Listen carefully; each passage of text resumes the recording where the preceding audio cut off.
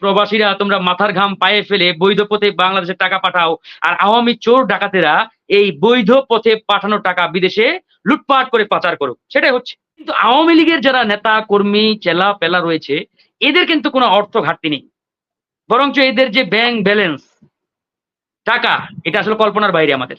তবে চ্যালেঞ্জ দিয়ে বলছি, বর্তমান যারা রানিং রয়েছে, এবং সেটা যদি ওসি থেকে উপরে যান, নিচে নামলাম না, ওসি থেকে উপরে 95% পুলিশ এবং প্রশাসনের কর্তা ব্যক্তির এরকম শত শত হাজার হাজার কোটি টাকা লুটপাটের চিত্র বের করে নিয়ে আসতে হবে। হাজার হাজার কোটি টাকা চ্যালেঞ্জ দিয়ে বলছি, যাতে বৈধ পথে বাংলাদেশে রেমিটেন্স পাঠায়, টাকা পাঠায়, তার জন্য সরকার নানান ধরনের উদ্যোগ নিয়েছে, নানান ধরনের স্টেপ নিয়েছে, তাদেরকে প্রণোদনা দিচ্ছে, এটা সেটা ইত্যাদি।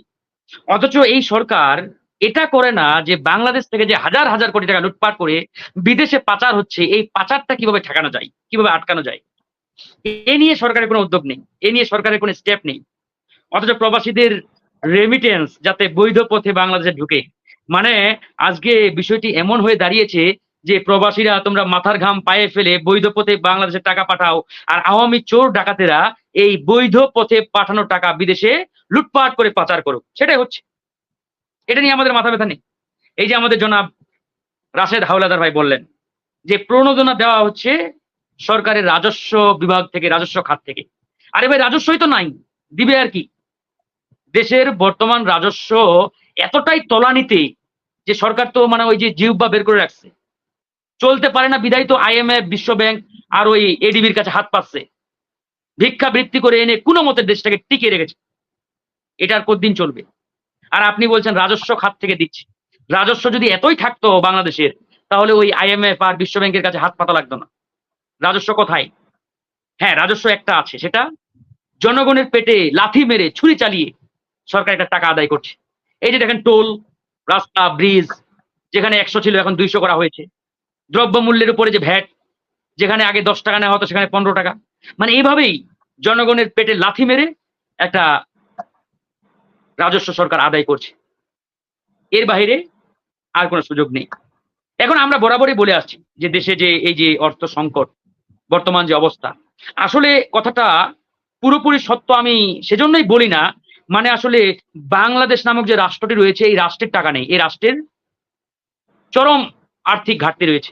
কিন্তু আওয়ামী লীগের যারা নেতা কর্মী চেলা পেলা রয়েছে, এদের কিন্তু কোনো অর্থ ঘাটতি নেই, বরঞ্চ এদের যে ব্যাংক ব্যালেন্স টাকা, এটা আসলে কল্পনার বাইরে আমাদের। মানে বাংলাদেশের 3 ভাগের 2 ভাগ টাকা আওয়ামী লুটেরাদের পকেটে আজকে। এগুলো নিয়ে আমাদের কোনো বক্তব্য নেই, কথা নেই। আমরা শুধু আছি কিভাবে প্রবাসীদের মাথার ঘাম পায়ে ফেলা টাকাটা বৈধ পথে নিয়ে আসতে পারি, কিভাবে তাদেরকে আরো আমরা জোকের মতো চুষে খাইতে পারি, সেটা নিয়ে। হ্যাঁ, আমি কোনো ইলিগাল পথকে সাপোর্ট দিচ্ছি সেটা এমন নয়। বৈধ পথে টাকা আসুক, কোনো আপত্তি নেই। আমরাও চাই প্রবাসীরা বৈধ পথে টাকা পাঠাবে, রেমিটেন্স পাঠাবে, বাংলাদেশ সমৃদ্ধ হবে। কিন্তু যখন আমাদের চোখের সামনে আমরা দেখি যে প্রবাসীদের সেই মাথার ঘাম পায়ে ফেলা রেমিটেন্স বাংলাদেশের এই আওয়ামী লুটেরা, চোর ডাকাতের দল বিদেশে পাচার করে বেগমপাড়ায় গাড়ি বাড়ির মালিক হয়, ওই NBR এর কর্মকর্তা কি বলে আপনার মতিউরের ছেলে মেয়ে বিদেশে কোটি কোটি টাকার ব্র্যান্ডের গাড়ি ব্যবহার করে, তখন আসলে আমাদের আর সহ্য হয় না, আমরা মেনে নিতে পারি না, গায়ের লোম আমরা দাঁড়িয়ে যায় আমাদের। আজকে বাংলাদেশে দুর্নীতির এক স্বর্গরাজ্য বানিয়ে দিয়েছে। পুলিশের বড় বড় হাই প্রোফাইল কর্মকর্তাদের ইতিমধ্যেই প্রোফাইল বেরিয়ে আসছে। বেনজির, তারপরে এই যে আসাদুজ্জামান মিয়া, তারপরে ওই DIG জামিল, আজকে দেখলাম আর 2 জন পুলিশ কর্মকর্তার প্রোফাইল বেরিয়ে আসছে। আমি আজকে এই লাইভের মাধ্যমে চ্যালেঞ্জ দিয়ে বলছি, বর্তমান যারা রানিং রয়েছে, এবং সেটা যদি ওসি থেকে উপরে যান, নিচে নামলাম না, ওসি থেকে উপরে 95% পুলিশ এবং প্রশাসনের কর্তা ব্যক্তির এরকম শত শত হাজার হাজার কোটি টাকা লুটপাটের চিত্র বের করে নিয়ে আসতে হবে। হাজার হাজার কোটি টাকা চ্যালেঞ্জ দিয়ে বলছি, সঠিক তদন্তের মাধ্যমে কিংবা সঠিক কোনো মানে সংস্থার মাধ্যমে এই তদন্ত করা হলে, হ্যাঁ, দুদককে দিয়ে করলে হবে না। কারণ এই দুদক আসলে দুর্নীতি দমন কমিশন নয়, এই দুদক হচ্ছে বিরোধী দলের বিরুদ্ধে দমন কমিশন। যেমন ধরেন বিএনপি, জামাত ইসলামের কারো বিরুদ্ধে যদি ন্যূনতম কোনো মানে এরকম অভিযোগ আসে, তাহলে ওদের মাটির নিচ থেকে বের করে এনে কেমনে ওদেরকে শায়েস্তা করা যায় সেটাই করবে। কিন্তু আওয়ামী চোর লুটেরাদের বিরুদ্ধে দুদকের ঘুম হারাম, মানে ঘুমিয়ে আছে এরা বলে না। এই জন্য আমি একটা ওই প্রবাদের কথা বারবার বলি যে ডাক্তার আসিবার পূর্বে রুগীটি মারা গেল, এরকম প্রবাদ ছোটবেলায় আমরা পড়ে আসছিলাম। ডাক্তার আসিবার পূর্বে রুগীটি মারা গেছে। আর দুদকের বেলায় হচ্ছে যে সেফলি লুটেরা বিদেশে পালিয়ে যাওয়ার পরে দুদকের ঘুম ভাঙে। যেমন ধরুন ওই যে বেনজির সকল ব্যাংক অ্যাকাউন্ট থেকে যখন টাকা তুলে নিলেন, তারপরে দুদক নির্দেশ দিল তাদের ব্যাংক অ্যাকাউন্ট ক্লোজ করা হোক, তাদের উপরে নিষেধাজ্ঞা দেওয়া হলো, তারা যাতে সীমান্ত পেরিয়ে বিদেশে পালিয়ে যেতে না পারে। অথচ তার আগেই তিনি সুন্দরভাবে বিদেশে পালিয়ে গেছেন। মানে সরকারই তাকে নিরাপদে দেশের বাইরে রাখছে। তারপরে এই যে মতিউর রহমান এনবিআর এর কর্মকর্তা, শুনলাম দুদক রেড অ্যালার্ট জারি করেছে কোথায়, সীমান্তে, যাতে মতি বাইরে যেতে না পারে। কয়েকটি গণমাধ্যম সাথে সাথে নিউজ করলো যে সে তো মাথা নেড়া করে তার আগেই দেশ ছেড়ে পালিয়েছে। এই হচ্ছে বর্তমান দুর্নীতি দমন কমিশনের অবস্থা। তো এই কমিশন দিয়ে আপনি দুর্নীতি দমন করবেন নাকি আসলে দুর্নীতি ভাগ বাটোয়ারা করবেন সেটা আপনারা সবাই জানেন। এই কমিশন দিয়ে কাজ হবে না ভাই। আজকে প্রবাসীদের নিয়ে আমরা অনেক কথা বলছি। এই প্রবাসীদের নিয়ে কে কাজ করে? আমরা গণ অধিকার পরিষদ সবার আগে এই প্রবাসীদের নিয়ে কাজ করেছি। এই যে আজকে লাশ বিনামূল্যে বাংলাদেশে নিয়ে আসা হচ্ছে, এটা আমাদের আন্দোলনের ফসল। আমরা এই রাজপথে কড়া আন্দোলন করেছি এবং ওই প্রবাসী কল্যাণ মন্ত্রণালয় ঘেরাও করেছিলাম।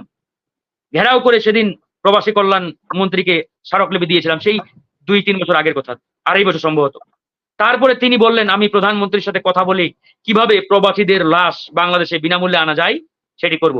তারপর যাই হোক, তাদেরকে ধন্যবাদ জানাই, তারা সেই ইয়াটি বাস্তবায়ন করেছে। এখন প্রবাসীরা কেউ বিদেশে মারা গেলে তাদের লাশ বিনামূল্যে সরকারি খরচে নিয়ে আসা হয়। তো এরকম বেশ কিছু উদ্যোগ আমরা নিয়েছিলাম, আরো অনেক কাজই আমরা করেছি। কিন্তু সরকারের পক্ষ থেকে প্রবাসীদের ন্যূনতম তাদের মানে সম্মান বলেন কিংবা তাদের সুবিধা দেওয়া বলেন কিংবা তাদেরকে মানে কোনো একটা ভালো একটা মানে অনার করা বলেন, কোনোটাই করা হয় না। আজকে প্রবাসীরা আমাদের কাছে এসে কান্নাকাটি করে যে ভাই বিমানবন্দরে আমাদের সাথে কুকুরের মতো আচরণ করে। তারা ওই এয়ারপোর্টের কর্মকর্তা কর্মচারীরা, মানে কুকুর বিড়ালের সাথে আমরা যেমন আচরণ করি, যেমন একটা কুকুর যদি আপনার সামনে আসে আপনি বলেন দূর দূর হয়, এরকম একটা অবস্থা। মানে প্রবাসীদের দেখলে ওই এয়ারপোর্টের কর্মকর্তা কর্মচারীরা এরকম করে। আরেকটা বিষয় দেখেন, এই যে আমাদের মিশনগুলো রয়েছে এবং দূতাবাসগুলো রয়েছে বিভিন্ন দেশে, এদের কাজ কি? এদের কাজ কি ওই বাংলাদেশের ভোটচোর মন্ত্রী এমপিরা গেলে এদেরকে নিয়ে ওই প্রবোধ ভ্রমণে মানে বের হওয়া, এদেরকে নিয়ে ওই ঘোরাঘুরি করা, ভ্রমণ করা? এই যে মাথার ঘাম পায়ে ফেলে জনগণের টাকায় এদের বেতন দেওয়া হয় কেন? কারণ এই যে বিভিন্ন দেশে প্রবাসীরা রয়েছে, এদের বিভিন্ন কষ্ট দুঃখ কি কি সমস্যায় রয়েছে, এই সমস্যাগুলো সমাধানের জন্য এই দূতাবাসগুলো খোলা হয়েছে, এই দূতাবাসগুলো রয়েছে, মিশনগুলো রয়েছে।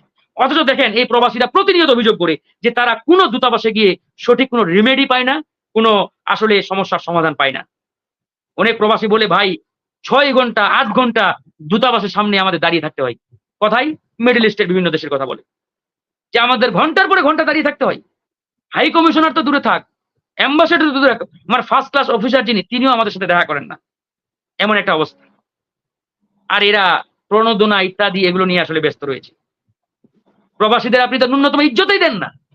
আর প্রবাসীদের টাকা খাওয়ার জন্য খুব উদগ্রীব, কিভাবে প্রবাসীদের টাকা সঠিক চ্যানেলের মাধ্যমে আসবে, প্রপার চ্যানেলের মাধ্যমে আসবে, সঠিক পথে আসবে, আর আমরা এখানে বৈশা বৈশা লুটপাট করব, এটি নিয়ে আওয়ামী লীগের চিন্তার কোনো শেষ নেই।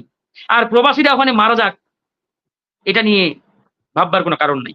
সেটাই হচ্ছে আজকে প্রবাসীদের সাথে কি আচরণ করা হচ্ছে আপনারা একটাবার ভেবে দেখেন। আমরা এই প্রস্তাবও করেছিলাম যে প্রায় ২ কোটি প্রবাসী পৃথিবীর বিভিন্ন দেশে রয়েছে, এদেরকে ভোটাধিকার দেওয়া হোক। পৃথিবীর অনেক দেশ তাদের যে প্রবাসী নাগরিক তাদের অনলাইনের মাধ্যমে তারা ভোটাধিকার নেয়। বাংলাদেশ চাইলে, এটা তো বলে ডিজিটাল বাংলাদেশ, শেখ হাসিনা নাকি ডিজিটাল বাংলাদেশ করেছে। তো এতই যে ডিজিটাল বাংলাদেশ করেছেন, তাহলে এই প্রবাসীদের ভোটাধিকার নিতে সমস্যাটা কোথায়? অনলাইনের মাধ্যমে সিস্টেম করেন, সেই সিস্টেম করে তাদের ভোটাধিকারটা নেন। তারাও তো দাবি করেছে প্রবাসীরা বলে আমরা যাতে ভোটটা দিতে পারি। দেশে তো ভোটে নাই, তারপরেও বললাম যে অন্তত ওরা যাতে ওদের ভোটাধিকারটা প্রয়োগ করতে পারে। এই সিস্টেমটাও আজকে আমাদের দেশে নাই। মানে এক কথায় প্রবাসীরা হচ্ছে আমাদের ওই মানুষের পায়ের মতো, আর এই সরকার হচ্ছে জোকরা যেমন ওই থাবা বসিয়ে রক্ত চুষে খায়, তারা সেটাই করছে। তো এই বিষয়ে আর কি বলবেন বলেন? আপনারা ওই 2% প্রণোদনা নিয়ে রয়েছেন। আমি এই জন্য এই টপিকে কথা বলতে চাই না, এর আগেও বলেছি যেগুলো স্রেফ লোক দেখানো ছাড়া অন্য কিছু নয়। প্রবাসীদের যদি সঠিক মূল্যায়ন এই সরকার করতে চায়, তাহলে সবার আগে এই ২ কোটি প্রবাসীকে প্রথম শ্রেণীর নাগরিকের মর্যাদা দিতে হবে। তাদের টাকায় এই দেশ চলে। এই দেশ কার টাকায় চলে?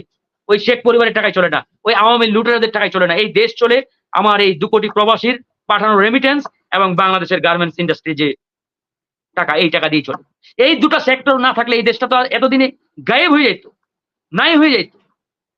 অথচ এই দুইটা সেক্টর সবচাইতে বেশি অবহেলিত, নির্যাতিত, নিষ্পেষিত। আপনি প্রবাসীদের নিয়ে কথা বলতে চান, প্রথম শ্রেণীর নাগরিকের মর্যাদা দেন। প্রবাসীরা যখন এয়ারপোর্টে আসবে তাদেরকে ভিআইপি চ্যানেল দিয়ে, ভিআইপি টার্মিনাল দিয়ে তাদেরকে আসা যাওয়ার সুযোগ করে দিতে হবে। আপনি এমপি মন্ত্রী ভিআইপি টার্মিনাল দিয়ে যান, লাল গালিচা বিছানো আপনার ওই মানে ইয়ার উপরে হেঁটে যান, আর প্রবাসীদের সাথে কুত্তা বিড়ালের মতো আচরণ করেন, এটা কি?